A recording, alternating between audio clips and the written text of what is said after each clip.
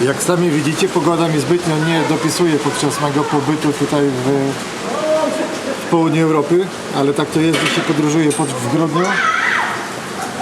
Tak to jest, gdy się podróżuje w grudniu, czy w tych okresach mniej turystycznych, jak wakacje przykładowo. Są tego plusy, są tego minusy. Minusem jest to, że nie zawsze trafiamy na dobre warunki atmosferyczne do podróżowania, a plusem to, że nie jest aż tak tłocznie, no i bywa często nawet taniej.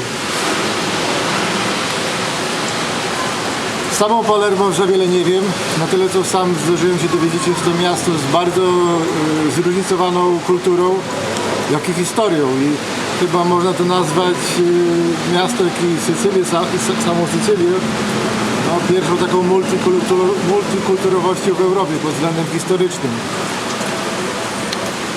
Jeżeli chcecie więcej dowiedzieć się informacji na temat Palermo i Sycylii, to zapraszam do sprawdzenia wiadomości na Wikipedii lub innych forach, czy też publikacjach. Z pewnością warto, bo jest to naprawdę jest to zawarte wiele historii w tym mieście, jak również w tym regionie Europy, nie? Czy regionie świata. Mam nadzieję, że uda mi się coś Wam pokazać z tego miasta, zaprezentować i zachęcić Was do odwiedzenia. Także pozdrawiam z Palermo, z Sycylii. I zapraszam do oglądania mojego vloga.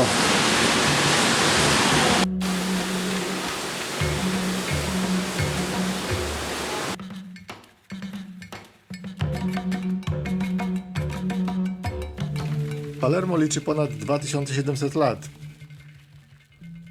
To również jedno z najczęściej podbijanych miast na świecie na przełomie wieków. Tym regionem rządzili Grecy, plemiona dzisiejszej Libii, Arabowie, Rzymianie czy Hiszpanie. To wszystko jest dostrzegane w przestrzeni miejskiej, co tworzy unikalną historię i kulturę w architekturze, języku i wielu innych aspektach.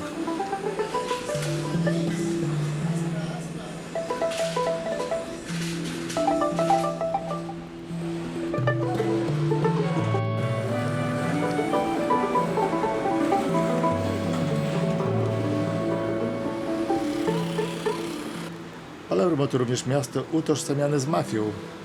W realiach wszystko tyczyło się jednak ogromnego boomu dewelopersko-budowlanego w regionach miasta, za które odpowiadały przeróżne firmy i inwestorzy, a które wykorzystywały zwykłych oprychów do brudnej roboty związanej z zastraszaniem i morderstwami.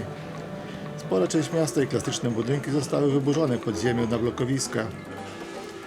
Boom deweloperski skierował ogromne problemy socjalne, głównie ze względu na kompletny brak poprawnej urbanistyki, która wlicza zwykłe parki, szkoły, przedszkola, drogi, miejsca pracy itd.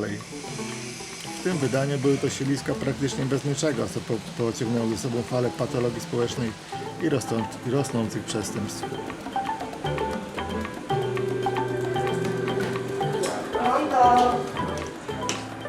Włoski serial pod tytułem Mafia zabija tylko latem jest dobrym odnośnikiem, który opowiada po części o Palermo i jest oparty na autentycznych wydarzeniach.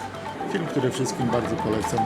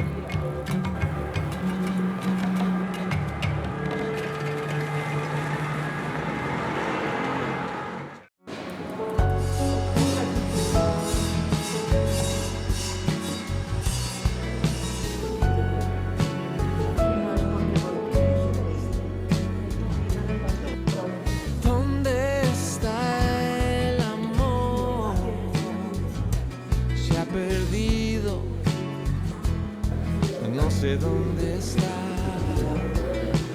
¿Dónde está la unidad? La paciencia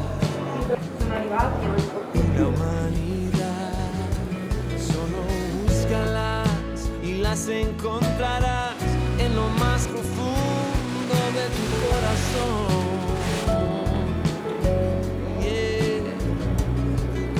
Sama kaplica w tym Palazzo del Royale robi naprawdę fajne wrażenie, bo to jest mieszanka kilku stylów dekoracyjnych, że tak powiedzmy, nie? Dużo jest trochę arabesków, czyli z kultury arabskiej, z kultury bardziej bizantyjskiej, czyli jako samo w sobie jest naprawdę warte odwiedzenia, aczkolwiek w cenie biletu, czyli to jest 13,5 euro, to można zobaczyć tylko tu właśnie świątynię, kaplicę.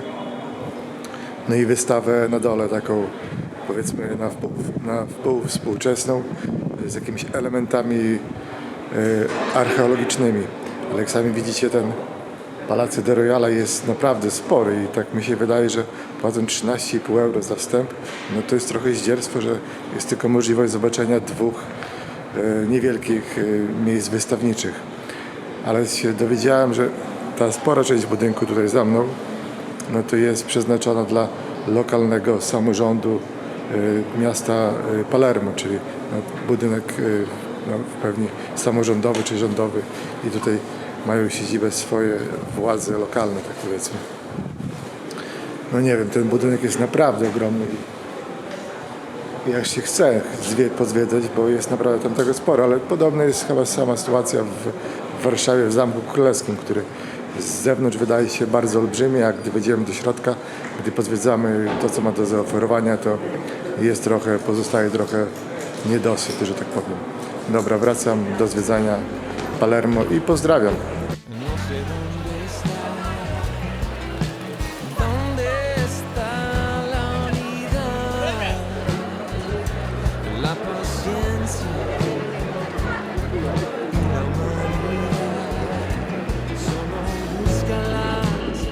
Encontrarás en lo más profundo de tu corazón.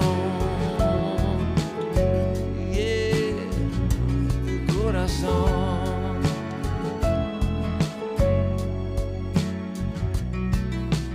Dicen que no hay más, que por bien no venga, que solo es un refrán.